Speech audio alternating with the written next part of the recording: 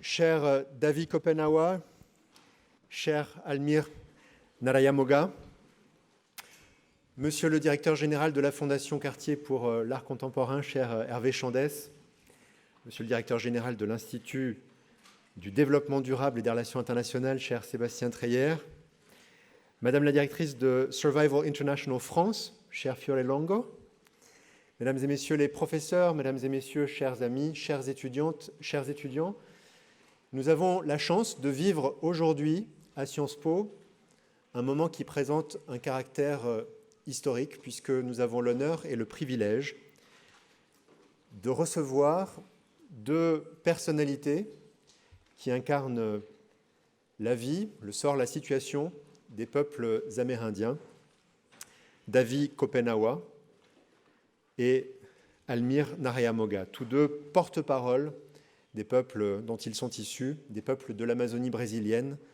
respectivement le peuple Yanomami et le peuple Surui. Vous avoir, messieurs, tous les deux réunis à Sciences Po ce soir, c'est en fait le fruit d'une heureuse circonstance, d'une heureuse coïncidence.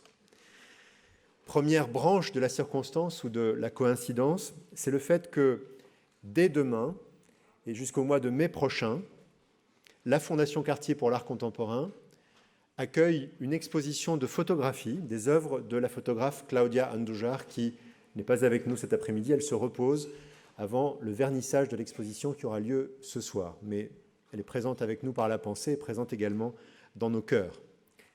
Photographe, disais-je, Claudia Andujar a dédié sa vie et son art à la défense du peuple Yanomami. Et j'imagine aisément combien David Kopenawa est occupé à toutes les activités qui sont organisées autour du vernissage de cette exposition. Et je voudrais donc le remercier très très chaleureusement d'avoir accepté de s'extraire de ce programme d'activité pour nous rejoindre avec les équipes de la Fondation emmenées par leur directeur général Hervé Chandès. Voilà donc la première branche de la coïncidence que j'évoquais. La seconde branche de cette coïncidence, c'est que le hasard qui donc a très bien fait les choses, a voulu que la fin de ce mois de janvier coïncide également avec la visite en France d'Almir Narayamoga, qui vient, je le disais, donc du peuple Surui dont il est le responsable, dont il est le chef. Et en l'occurrence, grâce à l'amicale entremise de l'IDRI, qui, vous le savez, est adossée à Sciences Po et que nous avons la chance d'accueillir non seulement comme partenaire, mais comme co-organisateur d'un grand nombre de nos activités. Grâce donc à l'IDRI, Almir a accepté de se joindre à nous pour cette conférence qui nous permet de mesurer aussi une réalité qui n'est pas nécessairement très présente à nos esprits d'occidentaux très, très loin du Brésil, qui est l'extraordinaire diversité des peuples d'Amérique du Sud, des peuples de l'Amazonie. Et je voudrais aussi dire à Almir ma très très grande gratitude qu'il nous consacre un petit peu de temps ce soir. Il a des visites prévues avec un certain nombre de personnalités à Paris, mais également à Bruxelles et à Genève. Et cette étape par Sciences Po est donc pour nous toutes et tous une très grande joie, un très grand honneur. Voilà à peu près exactement une semaine. Isabelle Autissier, ingénieure des pêches de formation et comme on le sait, grande navigatrice, elle est la première femme qui a accompli un tour du monde lors d'une compétition. Isabelle Autissier, qui est aujourd'hui la présidente pour la France du World Wildlife Fund, est venue à la rencontre des étudiantes et étudiants de première année de Sciences Po dans le cadre d'une conférence de pré-rentrée de notre semestre de printemps qui commence tout juste ces jours-ci. Et elle est venue parler à nos étudiants des océans. Et si j'ai décidé de partager avec vous ce petit élément de l'actualité récente de notre maison, c'est que je crois qu'un des enseignements principaux de la conférence qu'a tenue Isabelle Autissier pour nos élèves a été de dire que son expérience de navigatrice renvoie très directement à la réalité quotidienne que vivent nos deux invités et les peuples dont ils sont issus.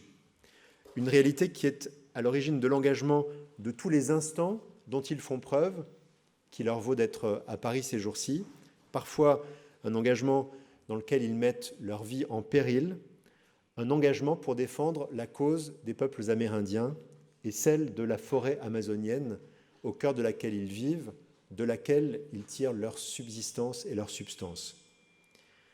Si l'espèce humaine ne prend pas conscience qu'elle fait pleinement partie de la nature et de ce fait qu'elle doit la respecter et agir avec elle de manière synchrone, si elle ne prend pas conscience qu'elle doit collaborer avec la nature et non pas la dominer, alors l'espèce humaine se met en grand danger et fait peser un risque grave, un risque mortel sur sa propre survie. La crise que nous traversons collectivement est notamment une crise des ressources, nous le savons bien, parce que pour soutenir la croissance économique, pour subvenir aux besoins d'une population mondiale chaque jour plus importante, nous exerçons collectivement une pression qui est devenue insoutenable sur les ressources naturelles.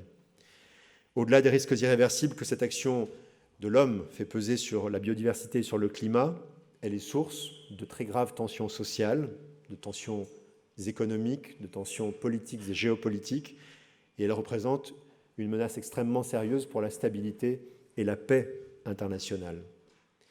Et l'immense chance que nous avons ce soir, l'immense chance qui nous est offerte, c'est de pouvoir nous enrichir de l'expérience directe de deux témoins qui sont en prise immédiate avec la crise écologique. Qu'il s'agisse de David Kopenawa et du peuple Yanomami, ou bien d'Almir Narayamoga et du peuple Surui, tous deux, et toutes celles et ceux au sein desquels ils vivent, constatent au quotidien, et hélas depuis de très nombreuses années, les effets désastreux que peut engendrer l'activité humaine, une activité non régulée, dès lors qu'elle aurait pour seule finalité le développement, la croissance et le profit, au détriment de tout souci écologique. La construction de la route transamazonienne, les activités illégales et en pleine explosion des orpailleurs, les projets de développement agricole ont ouvert la région à la déforestation et provoqué la destruction de communautés entières. L'été dernier, les regards de l'ensemble de la communauté internationale se sont portés sur les incendies tragiques, énormes, qui ont dévasté des pans entiers de la forêt amazonienne. Nombre d'experts environnementaux ont tenté d'expliquer que s'il était tout à fait compréhensible et légitime de s'émouvoir devant ces phénomènes extrêmement impressionnants, devant les terribles images qui nous ont été données à voir, il serait plus efficace de canaliser cette émotion pour nous indigner collectivement et peut-être plus profondément des véritables causes de ces phénomènes, parce que ces feux d'Amazonie sont presque toujours la conséquence de la déforestation et du défrichage incontrôlé des terres. Je suis très heureux que nous puissions ce soir, grâce à la présence exceptionnelle de David Kopenawa, d'Almir Narayamoga, entendre des deux ensemble leurs précieux témoignages sur l'urgence écologique, comprendre et nous inspirer de la lutte quotidienne qu'ils mènent pour préserver la richesse naturelle et la biodiversité, pour conjuguer harmonieusement le progrès et le respect de l'environnement, et ainsi pour garantir un avenir aux peuples amérindiens en tout premier lieu, mais aussi, ne nous voilons pas la face, à l'ensemble de notre planète. Je voudrais remercier très très chaleureusement les équipes de la Fondation Cartier qui ont été à l'initiative de cet événement, qui nous ont écrit voilà plusieurs semaines pour suggérer qu'il puisse se tenir ici à Sciences Po. Merci mille fois Hervé de cette très belle et bonne idée. Remercier aussi très chaleureusement nos amis de l'IDRI et Sébastien Treyer qui va contribuer avec Fiore Longo à animer les échanges sur la tribune et avec la salle. Et bien sûr, je vais laisser la parole à nos protagonistes, mais avant de le faire, je voudrais consacrer un tout dernier mot à deux personnes dont celles et ceux d'entre vous qui viennent peut-être moins souvent à Sciences Po auront vu le visage pour la première fois s'afficher sur la bannière qui se trouve sur la façade du 27 rue Saint-Guillaume. Il s'agit de deux chercheurs de Sciences Po, Fariba Adelkha et Roland Marchal, deux chercheurs du Centre d'études internationales de Sciences Po, le CERI, qui sont détenus sans raison depuis plus de 7 mois maintenant en Iran. Je voudrais dédier à Roland et à Fariba cette conférence, les échanges qui vont se tenir, comme une manière de dire que Fariba et Roland sont sans cesse présents à nos cœurs et à nos esprits, que nous n'aurons de cesse d'obtenir leur libération. À toutes et à tous, très belle et très bonne conférence. Merci.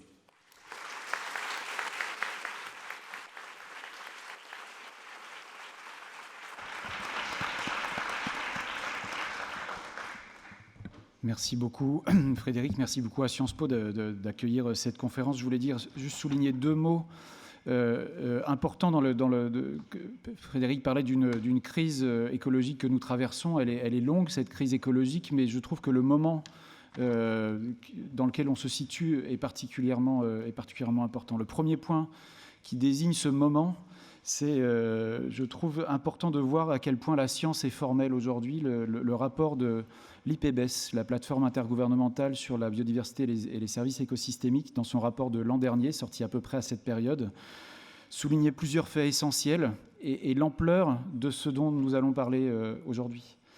Cette science souligne la dégradation continue et rapide de la biodiversité et des écosystèmes. Elle souligne que les causes majeures de ces dégradations sont la déforestation, l'extension des zones agricoles et leur intensification, et l'artificialisation, l'urbanisation et l'extension des infrastructures. Tout sujet dont nous allons parler aujourd'hui. L'IPBES souligne aussi l'incapacité des sociétés humaines et de leur gouvernement à stopper cette dégradation et la responsabilité, je crois que Frédéric l'a beaucoup indiqué aussi, la responsabilité de certaines politiques publiques dans la poursuite, voire l'aggravation de cette dégradation, ainsi que certains de nos modes de consommation et de nos chaînes d'approvisionnement ici en Europe ou dans d'autres points du globe. Ça, c'est pour le spectacle de la crise écologique, mais ce que ce rapport souligne, et c'est la première fois qu'on le voit souligner avec autant de force, c'est le rôle crucial des populations autochtones comme gestionnaires et comme gardiens des écosystèmes sur des surfaces immenses qui sont absolument cruciales pour l'avenir de la biodiversité mondiale. Donc le rapport, pour la première fois, le souligne avec autant de force, l'importance majeure de ces territoires et de ces sociétés, populations autochtones et communautés locales dans la formulation des Nations Unies, tant une importance qu'on peut mesurer autant en surface, 4/5 de la diversité biologique qui compte pour la planète sont sur les territoires de ces sociétés, et autant que de démographie. Le rapport parle de 400 millions de personnes. Et je pense que c'est important aussi de souligner que la science nous dit on n'est pas juste en train de regarder des populations en petit nombre numérique, on parle de nombres importants. Ça, c'est un premier point. Je pense important de dire que ce n'est pas pour autant qu'on doit se satisfaire de la disparition de la moindre de ces cultures ou de la moindre de ces sociétés. La disparition d'une seule de ces cultures est en soi une catastrophe planétaire elle-même. Ce que ce rapport vient ajouter, c'est l'ampleur que ça a pour ceux qui auraient une vision uniquement utilitariste de la manière dont on arrive à traiter les relations entre les sociétés humaines. Et moi, j'ai l'impression que les sociétés humaines à l'échelle de la planète semblent s'accommoder de la disparition progressive de ces cultures, comme si ça n'avait pas un caractère de gravité. Ce que le rapport de l'IPBES vient souligner, c'est qu'il est impossible de considérer que ces disparitions se feront sans bruit. Ça va compter pour nous, ça se verra chez nous, et je pense que c'est important de l'entendre. Je me désole qu'il faille essayer de souligner l'ampleur démographique et géographique de cette catastrophe pour dire combien la perte de la diversité culturelle est un cataclysme planétaire, mais je voulais le souligner. Deuxième point qui souligne, je trouve, le moment particulier dans lequel on se situe. Ça ne suffira probablement pas de dire ces chiffres parce que, au même moment qu'on se rend compte de l'ampleur du problème et de la catastrophe, on voit un autre basculement s'opérer. Des institutions qu'on pourrait appeler socio-environnementales, pour le dire avec un terme brésilien, qui ont été patiemment et courageusement construites par des luttes politiques, sociales et par des individualités sur des décennies, depuis, j'allais dire, les années 80, mais encore bien avant, celle du socio-ambientalisme au Brésil en particulier, les démarcations, la Fondation nationale do Índio, sont démantelées à une vitesse folle. Ce qu'on a construit dans des décennies sont démantelés en un claquement de doigts. Et c'est ce moment d'accélération, de prise de conscience glaçante dans lequel nous sommes, qui me semble important d'avoir en tête aujourd'hui. Mais comme l'a souligné Frédéric Millon, c'est d'autant plus un moment où agir est indispensable. Et donc je trouve que le fait que nous ayons aujourd'hui à Sciences Po, à Paris, dans ces locaux, deux personnalités, deux représentants majeurs des peuples amérindiens est tout à fait important, parce qu'on va pouvoir essayer de réfléchir avec eux à qu'est-ce que pourrait vouloir dire agir ensemble face à ce moment où il est encore plus que jamais indispensable d'agir. D'où l'idée de comprendre leur combat et de leur demander qu'est-ce qu'on peut faire pour vous, comment agir avec vous, de quoi avez-vous besoin. Cette introduction un peu longue, excusez-moi, mais c'était pour que vous ayez bien conscience de tout ce qui est en train de se jouer aujourd'hui et de ce dont on discute. Je ne doute pas que vous êtes sensibilisés vous-même. Je vais donc me permettre très vite de passer la parole au premier de nos deux invités éminents. Je vous présente en quelques mots Davi Kopenawa, qui est chaman et porte-parole des Indiens Yanomami du Brésil. Dès les années 1980, il est devenu l'un des principaux porte-parole de la cause des peuples amérindiens et de la défense de l'Amazonie. En mai 92, avec l'appui de l'ONG brésilienne Commission Pro Yanomami, il a obtenu la reconnaissance légale d'un territoire de près de 100 000 km² de forêt tropicale, réservé à l'usage exclusif des Yanomami et garanti par un décret présidentiel. Il a obtenu la reconnaissance en 88 du Global 500 Award des Nations Unies. En 1999, le président de la République du Brésil lui a décerné l'ordre du Rio Branco pour son mérite exceptionnel et le prix, la mention d'honneur du prestigieux prix Bartolomé de las Casas du gouvernement espagnol et l'ordre du mérite culturel brésilien. En 2019, encore récemment, Davi Kopenawa est lauréat du Right Livelihood Award, considéré comme le prix Nobel alternatif. Donc vous voyez la reconnaissance et l'honneur que c'est pour nous de recevoir Davi Kopenawa. Davi, je vous propose de prendre la parole. Si vous souhaitez rester assis, c'est tout à fait possible, mais vous pouvez aussi venir parler à la tribune comme vous le souhaitez.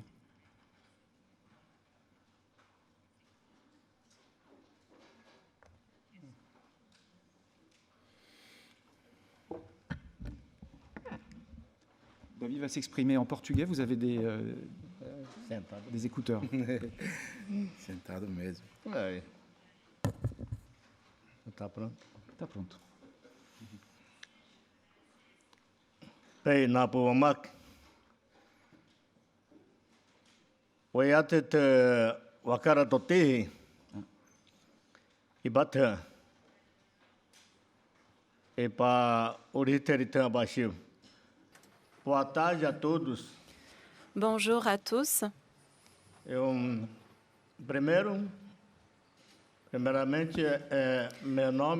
d'abord, je voulais me présenter. Je m'appelle Davi Kopenawa Yanomami. Je suis un leader traditionnel. Represente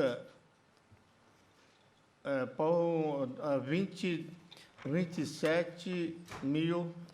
Je représente ici 27 000 Yanomami qui habitent entre les États Roraima et Amazonas au Brésil. Je suis également le président de l'association Utukara fondée par les Yanomami. Je suis aussi Chabiri, un chaman Yanomami. C'est-à-dire que je peux guérir les maladies de la forêt, des maladies qui existent dans la forêt de nos terres Yanomami. Est-ce qu'il y a une traduction? D'accord. C'est en simultané, je peux continuer? D'accord. Tá bom. Então, já estão... Primeiro, je suis très ému d'être là, vraiment très touché et très heureux.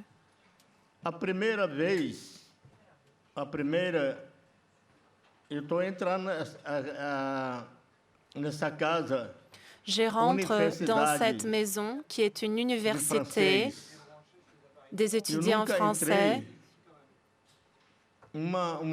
Avec beaucoup de bonheur. Je n'étais jamais venu dans une maison comme celle-ci. Vous, les Blancs, les nappés, comme on dit, vous accordez beaucoup de valeur à ce genre de maison. C'est important pour le peuple français, pour les étudiants, d'avoir une université ou pouvoir étudier. Et il est très important, vous avez raison, il est fondamental que vos enfants aient une maison comme ça, ou faire leur formation. Et c'est pour cela que je viens aujourd'hui vous parler, pour vous permettre de connaître ma réalité. Et moi aussi, je connais un peu plus de votre réalité en retour. Je suis curieux de savoir vive, comment vous vivez, qui vous êtes, vive nessa cidade de barulho. comment vous vivez dans cette grande Muito frio ville também. avec beaucoup de bruit muito et très difícil. froide. Il est difficile, j'imagine. Esse é o mundo de vocês. Votre mundo monde branco est très diferente. dur. C'est Todo un mundo monde sabe. différent du mien. Tout Cada le monde le país sait. é Chaque diferente. pays est différent. Então, eu queria saudar a minha palavra J'aimerais donc para os estudantes vous saluer mestrado et e offrir mes mots à vous, les o étudiants mestrado, como é que você fala? de Mestrado, programme de master. vocês Comment estão, vous appelez ça déjà? Les se masters. preparando, Vous êtes ici pour para vous você préparer, aprender, n'est-ce pas? Pour apprendre aprender coisa boa, de belles não choses é coisa ruim.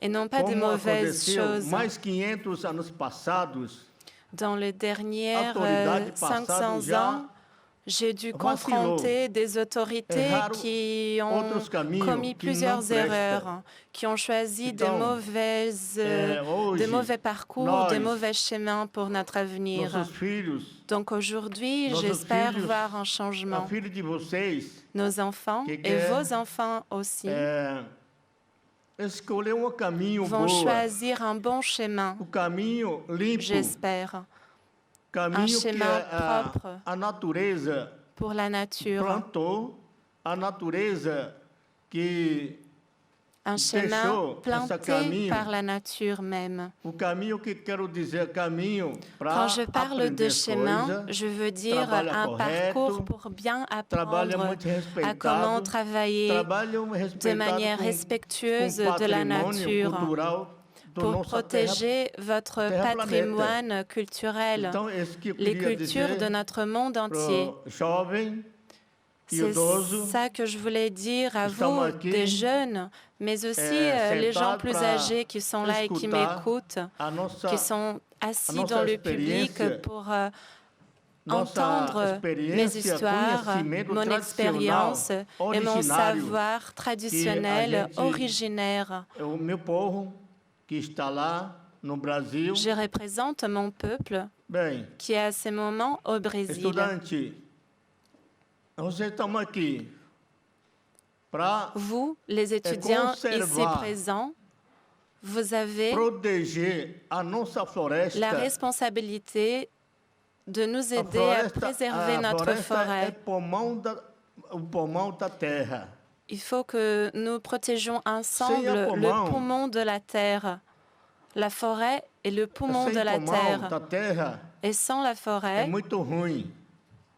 Muita doença, muita nous allons avoir poluição, des mauvaises conséquences, muito problema, de nombreuses muita maladies, briga, as des políticos problèmes, ficam des brigando. enjeux, des conflits, Então, comme les 20 anos politiciens pra qui sont cima, toujours en train de se battre les uns contre les jovem, autres. hoje, que seguir essa linha. Vous, les jeunes, Nós il faut que nossos vous filhos indígenas, rejoigniez notre Yanomami, lutte.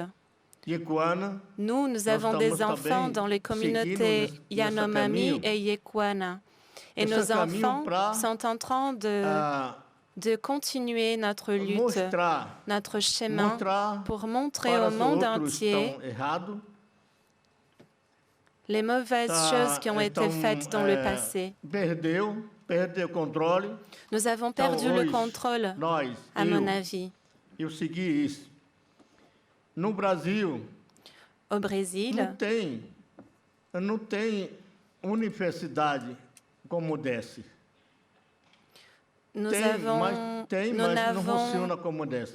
nous avons Então, des é por isso que universités, mais qui ne fonctionnent queria pas toujours A situação do meu comme elles povo devraient. Yanomami, Donc, je suis là pour Mais vous mais raconter 50 la anos situation passado, de notre quando eu era peuple pequeno, Yanomami, que com vous ne 3, connaissez 4 pas anos, probablement. já vem, Quand j'étais já jeune, venha j'avais sofrendo. plus ou moins 3 ou 4 ans. venha assim, J'ai chegando connu cette o souffrance homem déjà, branco que não parce qu'on sabe a respeitar, commencé à avoir du contact avec que não l'homme sabe blanc pensar, qui est venu et qui ne savait pas comment não nous sabe respecter, pensar, qui n'avait não pas sabe de bonnes pedir. intentions.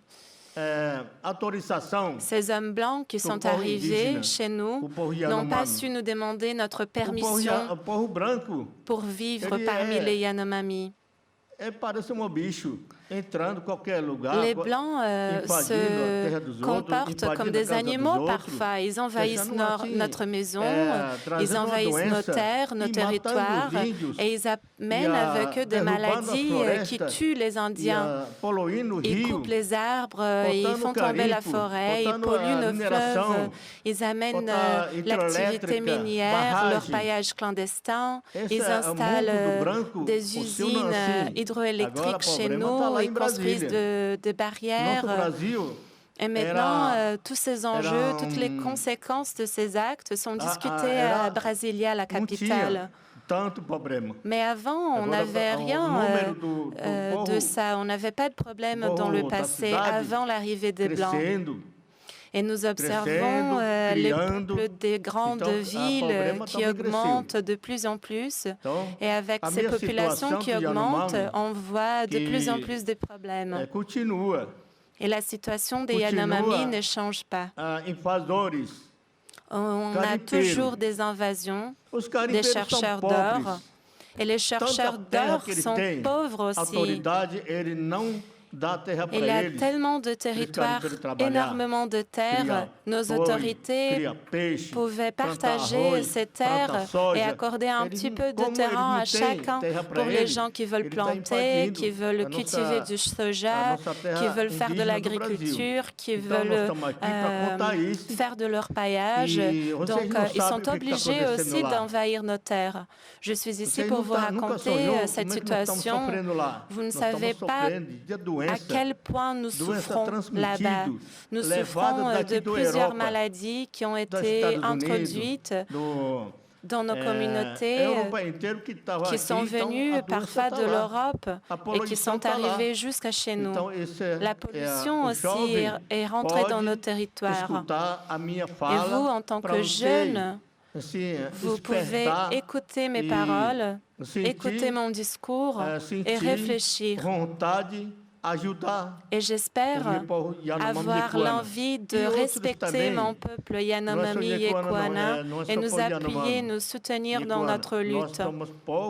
Je parle des Yanomami et des Yekuana, mais je veux aussi représenter tous les peuples indigènes du Brésil.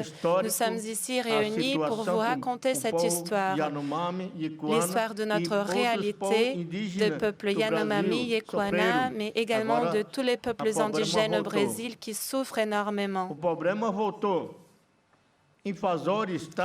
Nous avons de nouveau des invasions, des chercheurs d'or qui rentrent dans notre territoire au Brésil.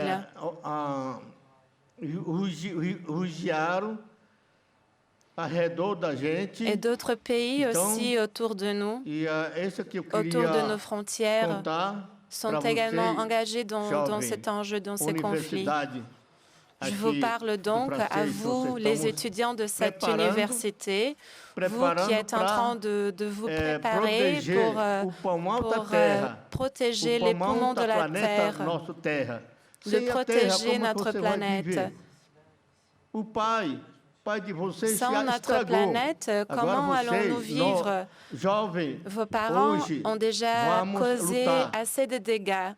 Donc vous, les jeunes, il faut promouvoir ce changement. Il faut nous aider dans notre lutte. Vous êtes nombreux ici. Nous sommes très peu, mais nous luttons pour nos droits. Nous, peuples indigènes, nous avons droit à nos territoires au Brésil. Nous avons le droit de nous défendre, de nous battre pour nos peuples, pour notre terre, notre culture, notre chamanisme et la forêt de notre Brésil, les poumons de la terre. Je vous parle donc pour vous donner cette alerte. Vous, les jeunes, les gens plus âgés aussi qui m'écoutent, faites-moi confiance quand je vous dis que la situation est extrêmement difficile pour nous en ce moment. Malgré le fait que notre territoire est déjà délimité officiellement, nous avons une fois de plus de nombreuses invasions et notre gouvernement est réuni avec d'autres pays pour nous détruire, pour nous faire disparaître, pour détruire notre forêt, pour polluer nos fleuves. Leur but, c'est de tuer tous les Indiens pour ensuite pouvoir voler le petit bout de terre qui nous reste. Je sais que c'est ça leur stratégie.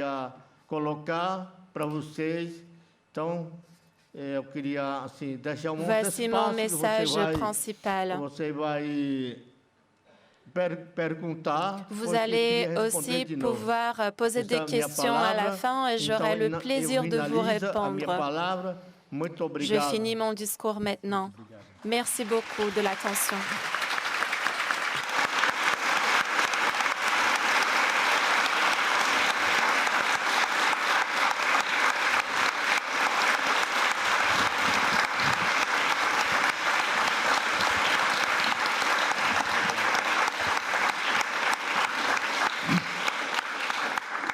Muito obrigado, Davi Kopenawa Yanomami.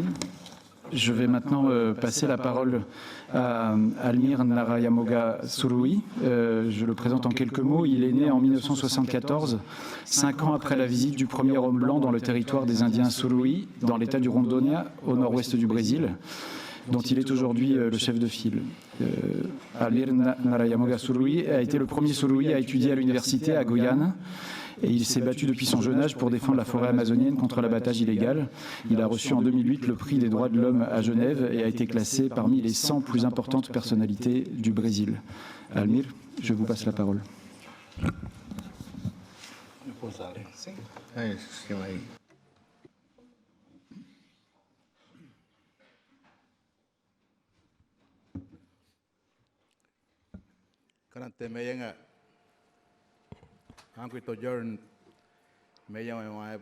Il parle d'abord dans sa langue. Bonjour à toutes et à tous. Pour nous, c'est un grand honneur d'être ici présent parmi vous. Et tout d'abord, je souhaite remercier les sciences politiques, cette université qui nous reçoit et tous les participants qui se sont déplacés, qui ont montré leur intérêt de nous écouter ici ce soir. J'aimerais également saluer notre leader de Yanomami. Pour moi, c'est un honneur d'être ici à ses côtés, de lui parler, de parler avec lui. Et je voudrais également saluer tous ceux qui soutiennent la question des autochtones du monde entier, la question de l'environnement dans le monde entier. Et vous saluer à tous, vous dire que ce moment que nous vivons ici aujourd'hui, les peuples indigènes au Brésil traversent une crise politique, une crise de respect vraiment sans précédent. Et d'un droit qui avait été conquis pendant des années, au long des années, par les peuples indigènes. Et le Brésil traverse, il revient en arrière concernant les droits des peuples indigènes. Et cependant, nous comprenons que si il y a quelque chose qui puisse continuer à détruire la forêt, c'est parce qu'il y a des initiatives qui continuent, des initiatives. Par exemple, alors je vais vous dire exactement la chose suivante. S'il y a un marché illégal pour l'or, s'il y a un marché pour le soja, le bois, la viande en dehors du Brésil, alors ces personnes aident à détruire, contribuent à la déforestation de l'Amazonie et des droits des peuples autochtones au Brésil. C'est ça que je veux vous dire. Alors aujourd'hui, nous avons essayé d'éveiller les consciences dans le monde entier qu'il existe une façon de développer de façon au niveau économique de développer la conscience concernant la forêt, l'Amazonie, la conscience, mais également au niveau économique, au niveau social, au niveau culturel, afin que nous puissions voir quel est l'avenir que nous voulons pour les prochaines générations. Mais avec ce discours que nous essayons de répandre, de dialoguer avec le gouvernement du Brésil et dans tous les endroits du monde dans lesquels nous nous déplaçons, mais vous avez vu comment voilà, il y a des ennemis au développement. Et nous, peuple indigène, nous ne sommes pas ennemis du développement. Nous ne sommes pas ennemis. Nous, les peuples amérindiens, nous sommes ennemis. Nous ne pouvons aller effectivement vers l'avenir. Nous voulons donner notre contribution. Nous voulons, à partir de ce que nous savons, les connaissances que nous avons réunies et récoltées avec notre contact avec la forêt, avec les familles, l'amour que nous avons avec nos familles à partir de la conscience du futur et de l'avenir que nous voulons vivre. C'est cela qui nous donne et c'est cela qui fait notre lutte. Nous ne sommes pas ici simplement pour critiquer le gouvernement brésilien. Voilà. Ce n'est pas notre but. Nous disons simplement que nous ne sommes pas d'accord avec la forme dont le gouvernement brésilien veut mettre en place pour détruire le droit que nous, peuple amérindien, nous avons conquis tout au fil de ces années pour notre pays, pour que nous ayons une vie digne, de qualité, et que de cette façon, nous puissions contribuer à partir de notre expérience pour le monde. Alors, de ce qu'est également et ce qu'est réellement la durabilité.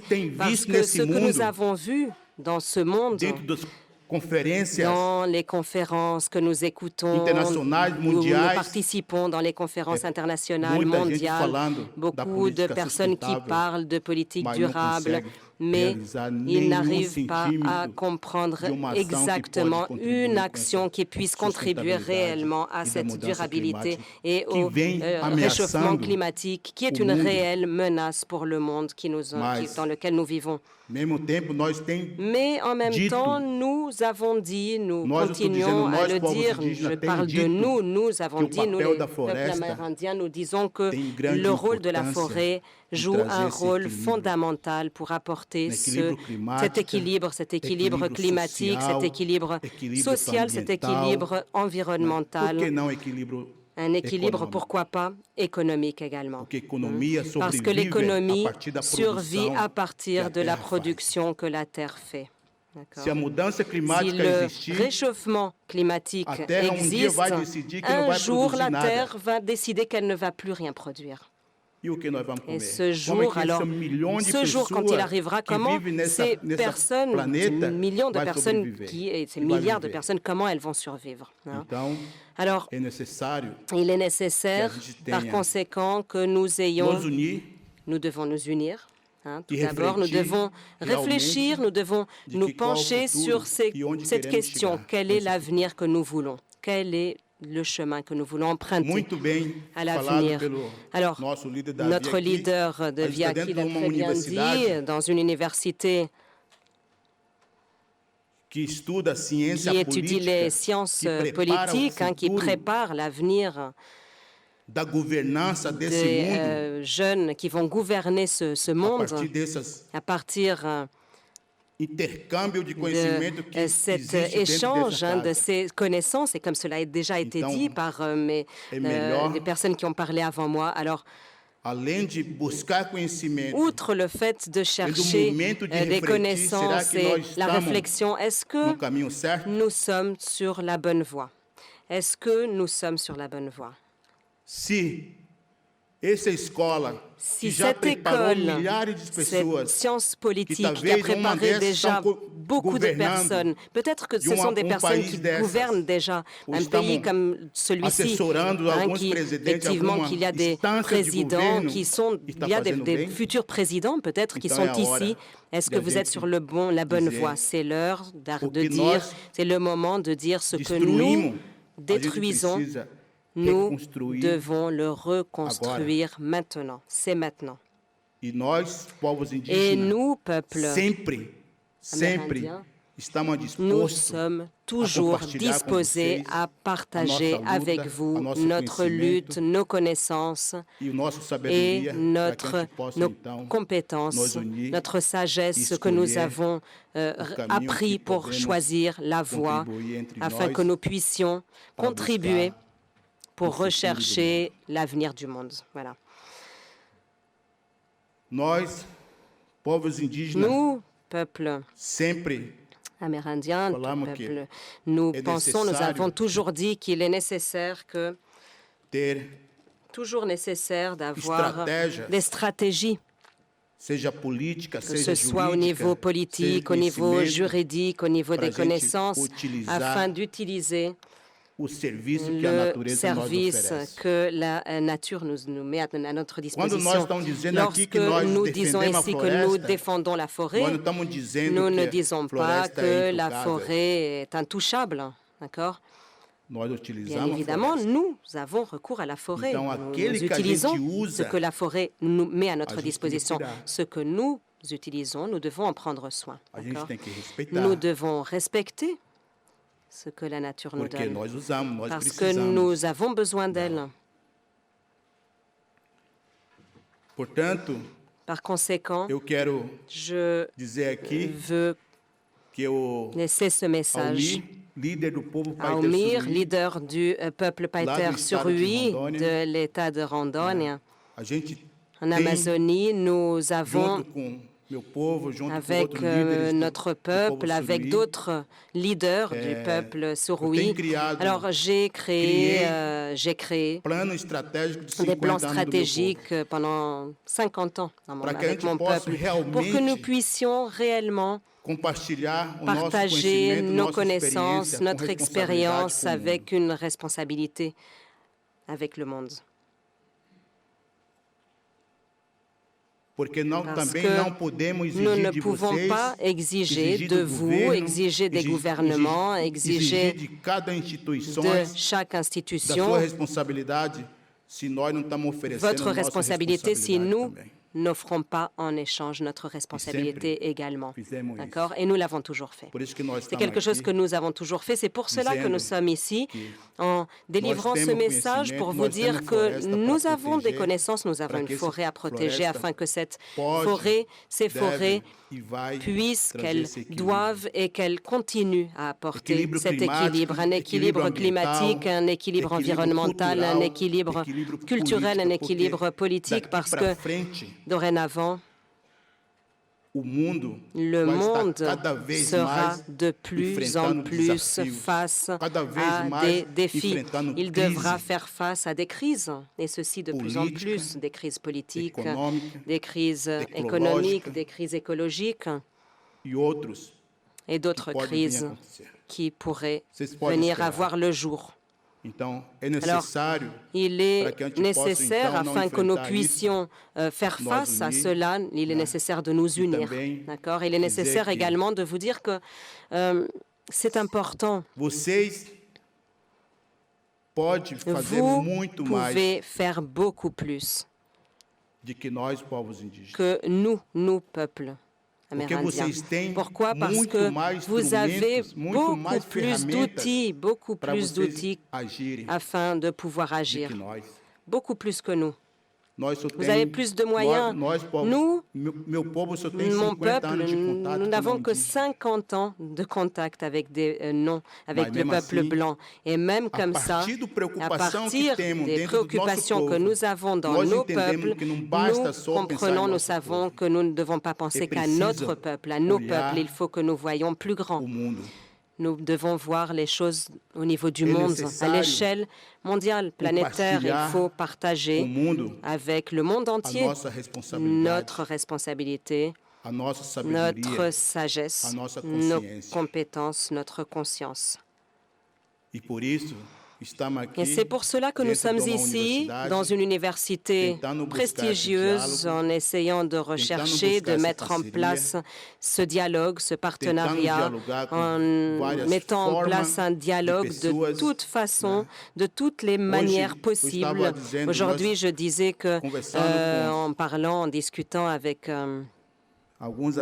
quelques amis que nous avons fait ici à Paris, je disais, alors, vous ne pouvez pas être partout. En politique, on me disait ça, vous ne pouvez pas être partout, même au niveau politique. Moi, j'ai répondu, alors, moi, en tant qu'être humain, je n'ai pas de parti. C'est vrai, je n'ai pas de parti. J'ai une idéologie, oui, qui pense, je pense au monde comme quelque chose que je dois respecter, d'accord? Chaque personne, comme chaque personne que je respecte. Alors, si vous êtes mes amis, alors vous soutenez ce en quoi je crois. Alors, je dois parler à ceux qui ne croient pas ce que je dis, ceux qui ne sont pas en faveur de l'environnement, ceux qui ne pensent pas que la durabilité est quelque chose de juste. Je pense qu'on est à l'heure de l'ouverture. On est définitivement à l'heure de nous asseoir avec l'ennemi. De les écouter eux aussi, et eux doivent nous écouter également.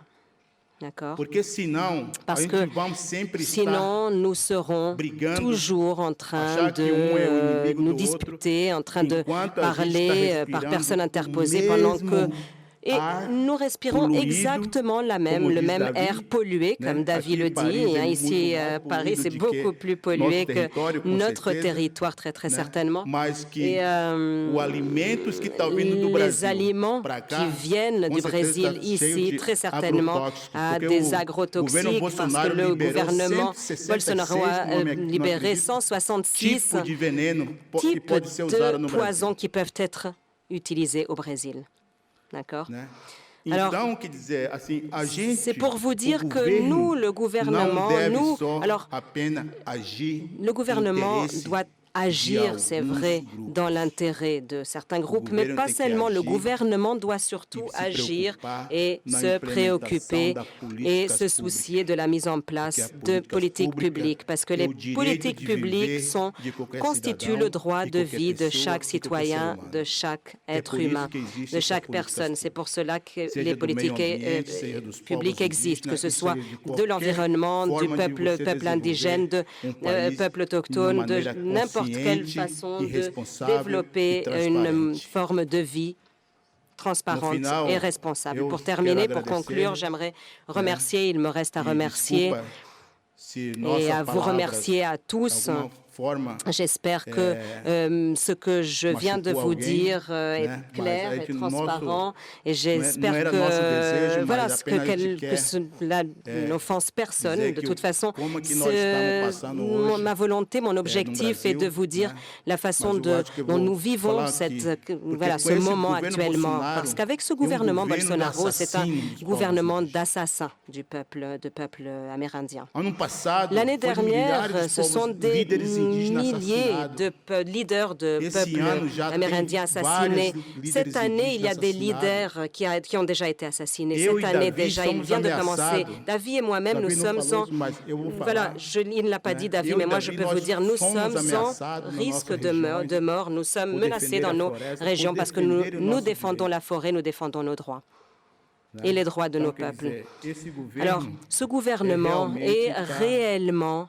Je ne sais pas où il va en arriver, mais il dit du mal des Indiens. Et vous avez vu que ces derniers jours, il a dit que les Indiens n'étaient pas des êtres humains. Et alors, c'est-à-dire que nous, je pense que nous sommes plus des êtres humains que lui. Nous nous soucions du monde et lui, il se soucie de quoi? De détruire le Brésil? Alors, voilà. Et j'aimerais vous remercier une fois de plus, vraiment.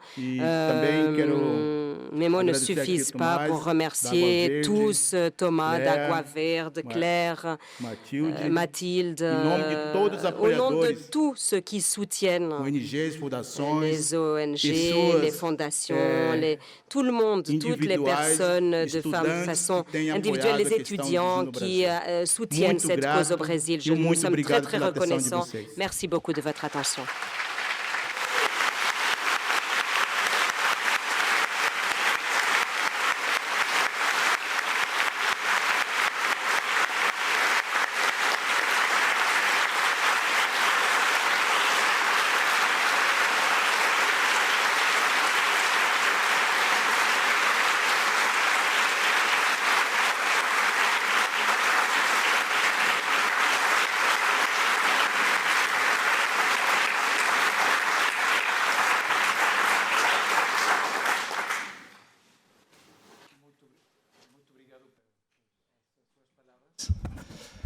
Merci beaucoup pour ces paroles très importantes.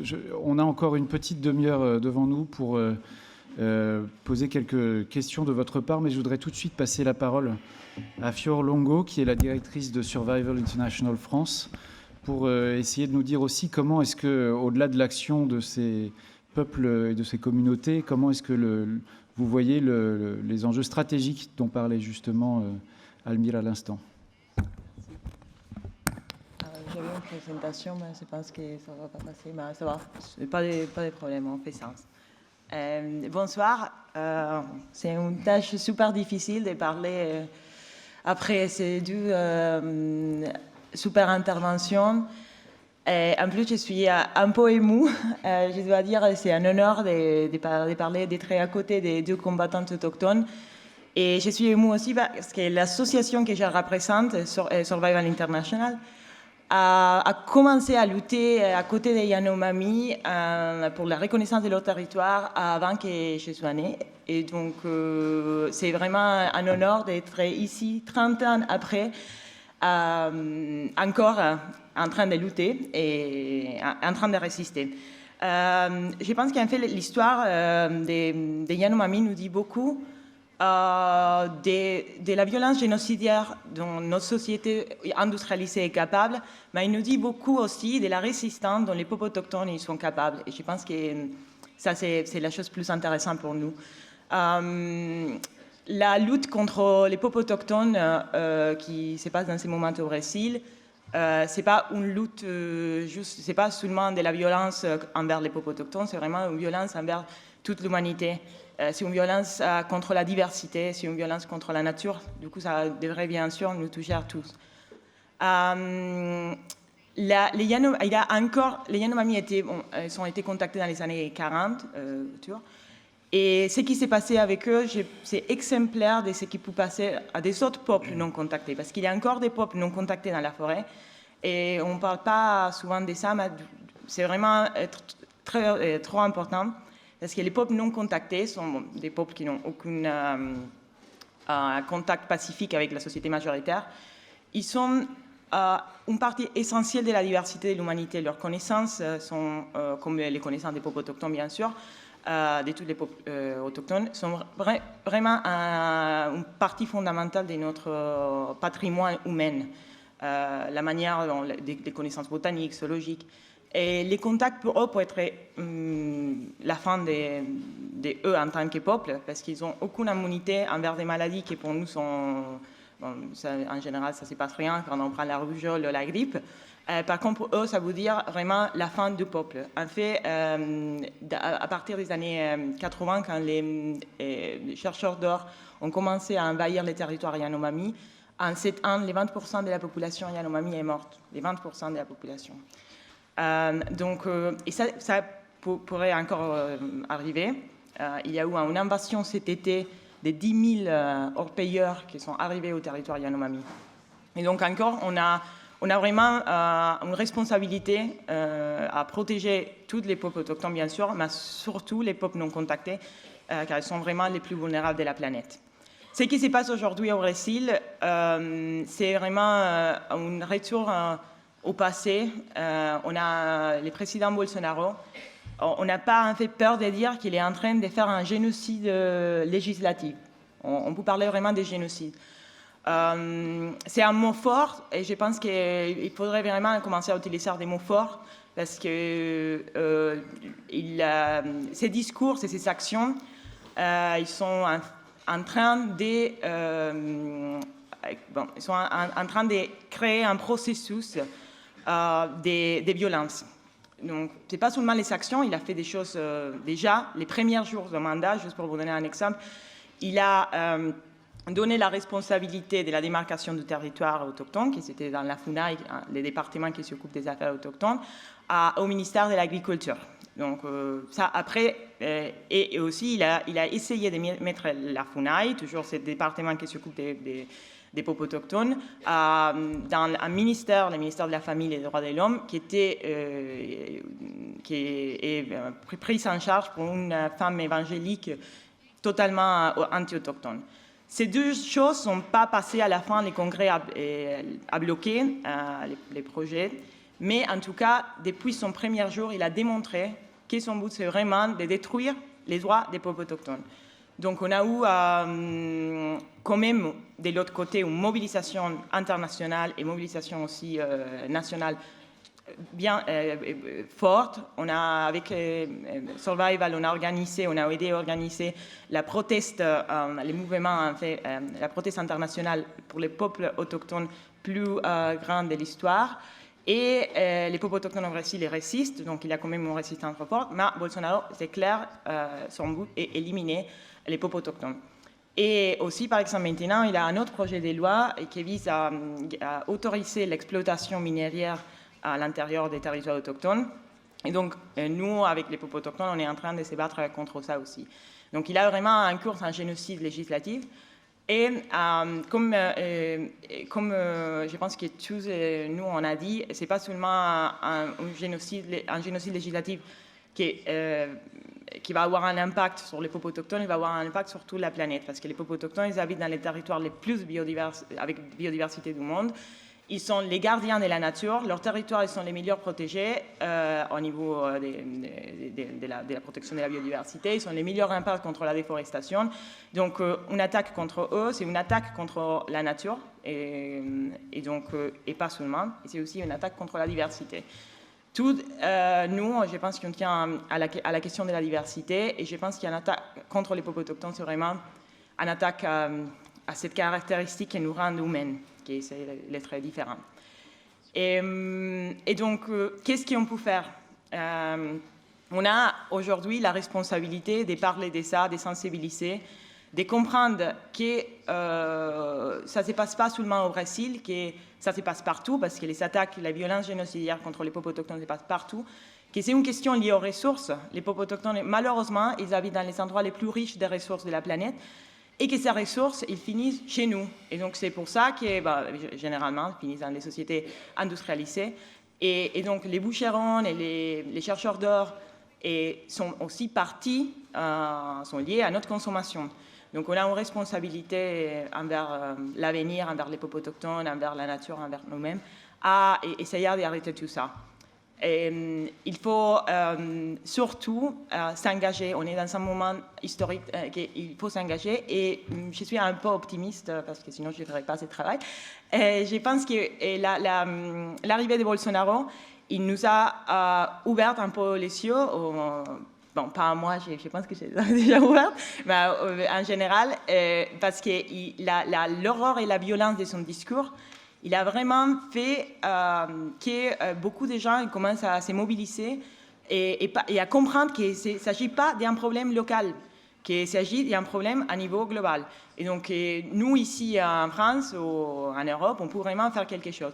Et donc, c'est un bon moment historique pour faire entendre cette voix, pour soutenir les associations, parce qu'il faut savoir que les peuples autochtones, ils s'organisent, ils sont leur propre association, de soutenir les associations des peuples autochtones, de soutenir les mouvements qui luttent pour ça, et surtout de faire aussi assumer notre responsabilité à niveau des consommateurs et aussi à niveau politique. Donc, je pense que... Merci beaucoup, Fiore.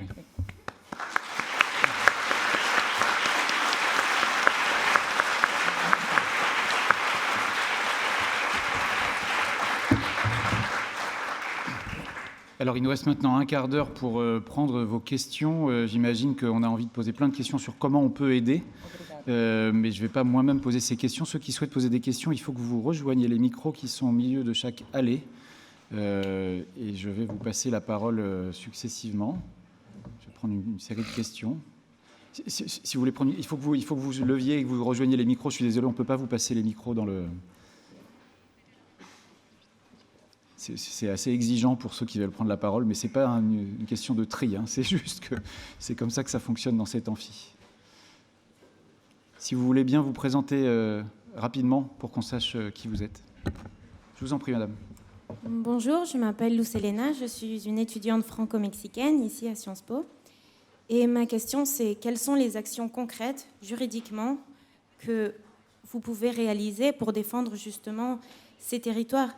Là, on parle de la forêt amazonienne, mais par exemple, c'est la même chose qui se passe dans la jungle Lacandona au Mexique, où notre président, même s'il a été élu démocratiquement, il fait beaucoup de politiques qui sont correctes, il veut construire un train, Maya, et là, on a personne qui dit rien. Donc, ok, l'Amazonie, c'est... Avec toute la déforestation qu'il y a eu l'année dernière, il y a eu cette attention médiatique et internationale sur ce cas. Mais dans le cas de la jungle Lacandona, personne ne parle de ça. Comment est-ce qu'on peut justement créer des outils juridiques et des stratégies concrètes qui puissent être réplicables et évidemment s'adapter à chaque cas concret, je pense. Merci beaucoup. Almir, David, est-ce que vous auriez une suggestion à faire? Então, projetos. Alors, les projets concrets, disons qu'effectivement, nous avons un projet d'articulation politique, nous avons des projets de protection territoriale, nous avons également des projets qui recherchent des alternatives de valorisation de la forêt. Hein, et donc, en fonction des cas, il existe des cas d'urgence, d'accord? Des situations d'urgence. Par exemple, maintenant, il est nécessaire d'avoir le soutien de la mobilisation publique au Brésil et également un appui juridique, un soutien juridique, une aide afin que nous puissions analyser chaque projet de loi que ce gouvernement présente afin de pouvoir prendre des décisions en fonction de nos positions face à ces projets. Donc, il existe, oui, nous avons des projets de mobilisation, d'articulation, de protection territoriale, parce que cette protection est très, très importante. Il existe, parce qu'il y a des orpailleurs, des envahisseurs en fonction des régions du Brésil. Il y a des problèmes qui existent, d'accord? Et en pratique, nous faisons face à cela, à ces menaces qui sont bien réelles, d'accord? David, vous voulez ajouter quelque chose?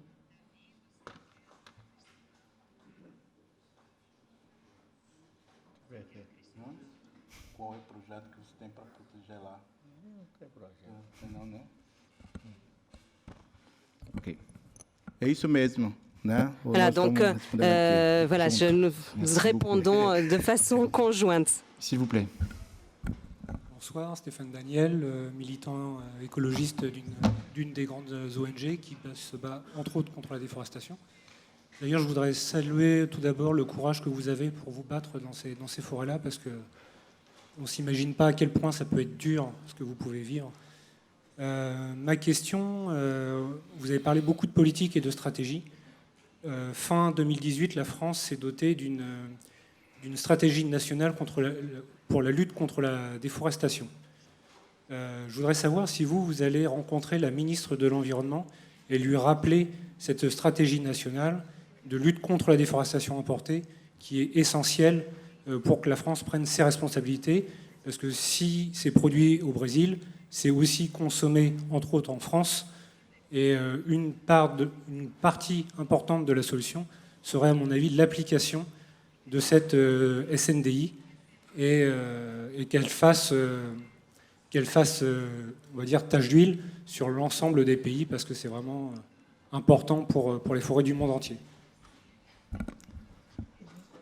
Est-ce que vous avez rencontré Madame Borne, la ministre de l'Environnement? Je crois que c'est le cas. Oui.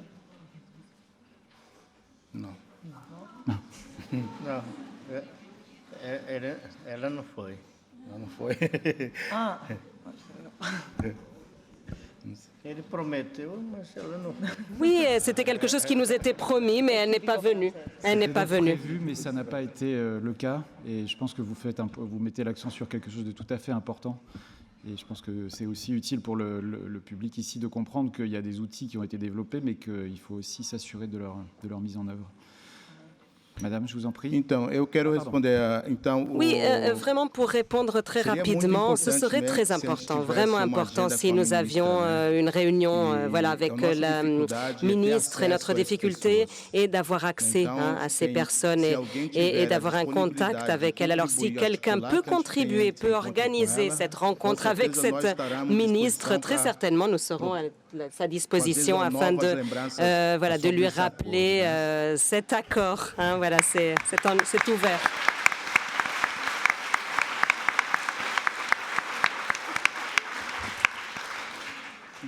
Je pense que le message va lui être passé. Je vous en prie, madame. Continue à parler, je pense que ça va venir, mais...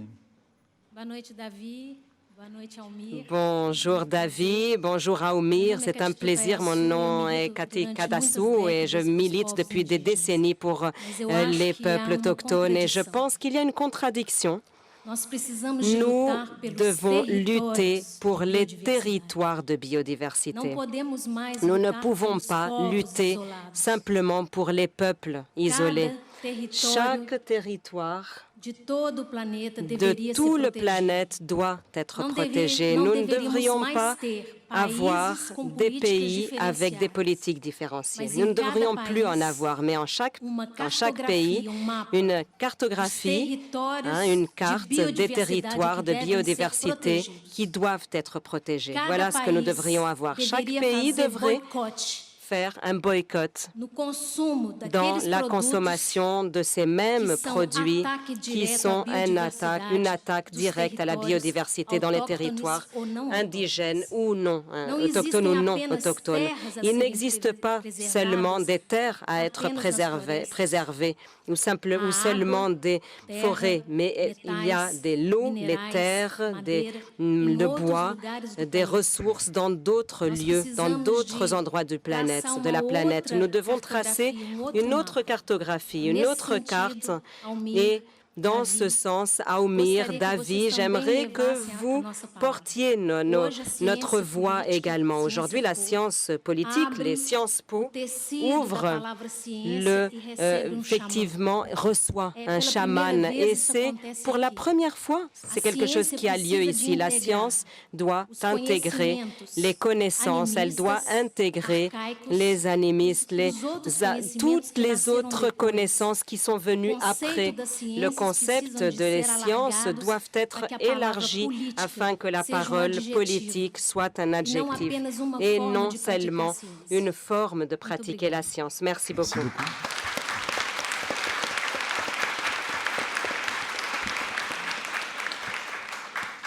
Est-ce que vous souhaitez répondre?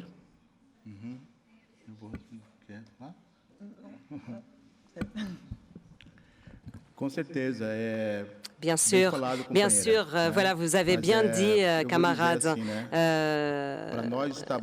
Pour nous, je vais dire les choses très simplement, pour nous c'est très transparent, mais nous, à partir de notre expérience de gestion de nos territoires, nous pensons pour le monde, véritablement, parce que nous avons déjà vu, nous avons déjà compris que lorsque nous parlons de politique, d'accord, il y a très peu de politiques qui le font, parce qu'il y a des politiques qui créent des affrontements. Donc, on parle de choses pratiques ici, voilà, et pas théoriques. Et nous ne pouvons pas parler au nom de 304 peuples autochtones au Brésil.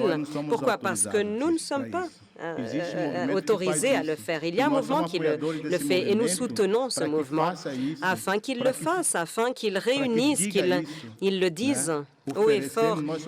Nous offrons nos bases à ce mouvement afin qu'il le fasse. Mais tant que nous n'avons pas effectivement cette légitimité, nous sommes simplement ici pour parler de nos propres territoires. Voilà. Dans mon cas, tout au moins, c'est ma légitimité, c'est ce que je fais ici. Mais si nous avons une pensée collective, alors je le ferai. Je le ferai au nom de la pensée collective, comment je pourrais contribuer pour le bien de tous. Mais d'avis également, je pense que c'est également votre cas également, David. Merci beaucoup. Je pense que ce que vous évoquez aussi devrait nous inspirer sur la négociation à l'ONU sur la protection de la biodiversité, parce que ce que vous suggérez, c'est beaucoup des obligations, des engagements que les États pourraient prendre sur la manière de cartographier ces territoires. Donc là, je pense que vous nous inspirez aussi des choses sur lesquelles on peut agir à des échelles de gouvernance diverses. Madame, je vous en prie. Merci. Merci David et Almir pour vos discours. Je m'appelle Anna Asseva, je suis une ancienne doctorante et donc docteur en droit de Sciences Po Paris. Et le semestre passé, j'ai passé au Canada. J'ai étudié le droit de l'environnement des peuples autochtones canadiens, des First Nations au Canada, qui sont nombreux. Et j'ai justement étudié pour ma monographie, pour mes articles, des principes du droit et qui doivent être utilisés non seulement comme l'évidence, comme des mobiles par le droit des Blancs, par le droit canadien, le droit positif, mais aujourd'hui comme faisant partie du droit positif du droit de l'environnement canadien. Et donc, il y a une approche du droit de l'environnement des peuples autochtones de la nation qui s'appelle Anishinaabe, qui a donc trois principes de l'utilisation de la forêt, parce que, Almir, vous avez parlé de la forêt, vous avez dit que conserver la biodiversité, ça ne veut pas dire de ne pas du tout toucher à la nature, mais c'est vraiment l'utiliser d'une façon raisonnable. Et donc, ces trois principes de l'utilisation de la forêt, mais aussi des cours d'eau, c'est donc mise à l'échelle, c'est scaling en anglais, puisque j'ai étudié ces principes en anglais. Ça veut dire utiliser juste le minimum, donc prendre vraiment le minimum nécessaire dans la nature. Le deuxième principe, c'est la restauration, donc reconstitution, restoration, donc reconstituer ou restaurer ce qu'on a pris d'une façon ou d'une autre. Et le troisième principe, c'est monitoring, donc la surveillance. Ces trois principes du droit de l'environnement des peuples autochtones, donc de la nation Anishinaabe, sont quand même assez proches du droit des Blancs, du droit positif canadien ou même français ou international. Pensez-vous qu'un jour, peut-être bientôt, peut-être pas vraiment bientôt, on peut utiliser des principes du droit de l'environnement ou l'approche à l'environnement des peuples comme Surui? Et déjà, si vous avez, par exemple, des principes concrets qu'on peut communiquer dans votre pays, j'espère bientôt, ou même à la communauté internationale, pour intégrer ces principes, non pas comme un objet, comme l'évidence en droit, mais vraiment comme faisant partie du droit. Voilà. Merci beaucoup. Tem um comentário, uma resposta? Então, eu acredito que é possível, né? Je crois qu'il est possible, oui, d'intégrer ces deux aspects. Nous sommes en train, en ce moment, de créer une université indigène du peuple Surui. Une université où nous allons enseigner le savoir, les connaissances de peuples indigènes. Nous voulons créer cet échange, ces dialogues entre de différentes expériences. Cependant, avec le gouvernement actuel, le ministère de l'Éducation n'a pas encore reconnu notre projet. Donc, nous sommes en train de penser que peut-être nous allons créer une université autonome en dehors de la structure du ministère. ministère pour pouvoir justement promouvoir cet échange. Si nous sommes en train de discuter le respect au sein de toute l'humanité, il est fondamental de comprendre le respect de chaque peuple. Et on ne peut pas mettre en question la forme de respect d'une autre culture. Nous sommes tous ici réunis aujourd'hui, par exemple, et nous respectons la place et l'approche, le point de vue de chacun ici présent. Vous avez demandé si nous avons une constitution ou des principes dans notre peuple. Non, mais nous avons des normes, on peut dire, dans notre culture du peuple surui. Mais nous avons seulement des documents en portugais, je suis désolée. Le temps qui file, et donc je vais vous proposer, si vous pouviez poser 2 questions très brèves, et ensuite je passerai la parole à nos 2 invités pour qu'ils essayent de répondre et de conclure en même temps. Monsieur le directeur de la Fondation Cartier me précise qu'en fait, David Kopenawa a bien rencontré Madame Borne, ministre de la Transition écologique et solidaire, cet après-midi, et qu'il avait probablement confondu avec une autre personnalité politique qui n'avait pas honoré son rendez-vous. Donc, Madame Borne a donc bien rencontré Monsieur Kopenawa. Si vous pouviez juste poser des questions très rapides, je m'excuse, hein, c'est qu'on a 5 minutes et après, il faut qu'on évacue la salle. Allez-y. Bonjour, je m'appelle Apolline, je suis étudiante ici à Sciences Po. On ne vous entend pas encore, oui. Il faudrait que... je suis étudiante ici à Sciences Po et en fait récemment dans un documentaire, j'ai vu que malheureusement certains labels qui sont censés promouvoir l'exploitation respectueuse de la forêt ne tiennent absolument pas compte des droits des autochtones. Du coup, je voulais savoir si ça vous touchait et comment vous y faisiez face en fait. Merci beaucoup. S'il vous plaît. Boa tarde, boa noite, senhores. Obrigada pela... Bonsoir, messieurs, mesdames. J'aimerais vous remercier pour vos interventions incroyables, fantastiques. J'aimerais poser une question à David et Almir. Vous aviez une expérience de lutte depuis plusieurs années. Donc, quels ont été des résultats positifs dans l'histoire récente de vos campagnes, de vos organisations? De répondre rapidement. Non, vos questions sont pertinentes. J'essaie juste de dire que, cher Almir, cher David, il nous reste 5 minutes. Est-ce que vous pourriez nous dire le mot de conclusion que vous souhaiteriez nous donner? Et si possible, dire un mot sur la question des labels de certification ou de l'expérience brésilienne que Madame vient d'évoquer.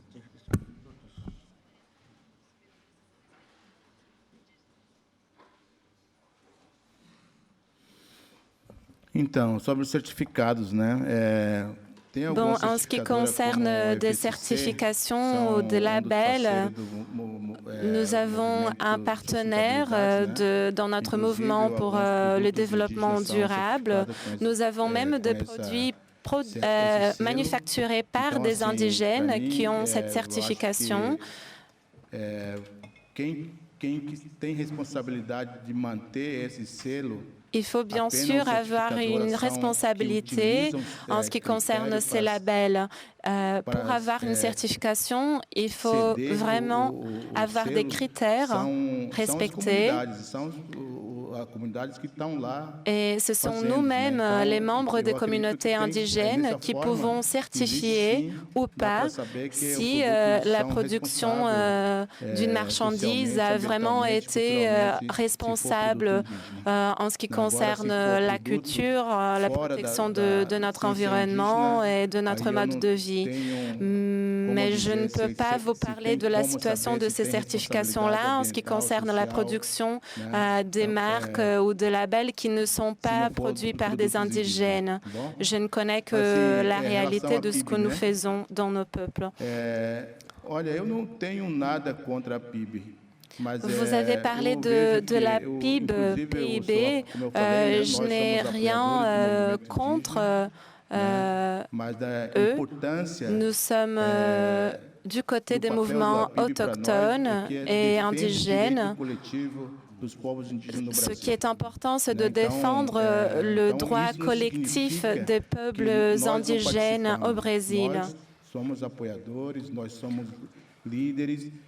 Nous sommes des leaders indigènes qui défendons la PIB parce que c'est un mouvement qui nous concerne, bien sûr. C'est l'articulation des peuples indigènes au Brésil, pour ceux qui ne connaissent pas la PIB. Mais je ne peux pas avoir le pouvoir ou la prétention de dire que c'est une organisation qui ne nous inclut pas. C'est une organisation qui se bat pour des causes qui nous concernent. Donc, à mon avis, c'est quelque chose de positif. Nous avons des amis, des alliés au sein de cette organisation que je respecte énormément. Donc, je ne peux pas dire du mal sur cette articulation des peuples indigènes si c'est une organisation qui se bat pour notre cause. David et moi, nous avons déjà participé à des événements de la PIB, de l'articulation des peuples indigènes, et nous sommes tous ensemble dans cette lutte. Qu'on peut essayer de clore cette session. Je voulais remercier beaucoup nos deux intervenants. Nous avons été honorés de vous avoir avec nous.